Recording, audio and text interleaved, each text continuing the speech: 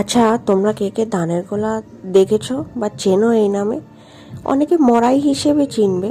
বর্ধমানের দিকে মড়াই হিসেবে চেনে বেশি, কারণ ওদিকে প্রচুর ধান হয় প্রচুরভাবে। বিশেষ করে আমরা যে চালটা খাই ওদিক দিয়েই বেশি আসে বর্ধমান থেকে। যেমন আম মালদার থেকে আসে, তেমন ধান বর্ধমান থেকে আসে, সেটা তো আমরা জানি। আর এই যে যে জিনিসটা এখন দেখাচ্ছি এগুলোকেই ধানের গোলা বা মড়াই যেটা হোক বলে। তো এটা যারা ধান এখন করে না বা ধান এখন দরকার হয় না তারা বিক্রি করে দেয়, বা যাদের এখন দরকার হয়, যারা এখনো ধান করছে তারা কিনে নেয়।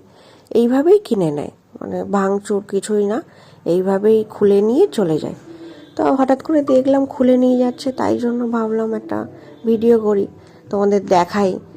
অনেকে আছে যারা এসব তো চেনেই না বা দেখেইনি কোনো দিন, তো তাই আর কি। তোমরা কে কে কোথা থেকে ভিডিও দেখছো আর কার কার বাড়ি এখনো গোলা আছে একটু কমেন্টে জানাবে, তাহলে আমিও জানতে পারবো যে কত লোক জানে এখনো এই বিষয়টা। গ্রামের লোকেই বেশি জানে।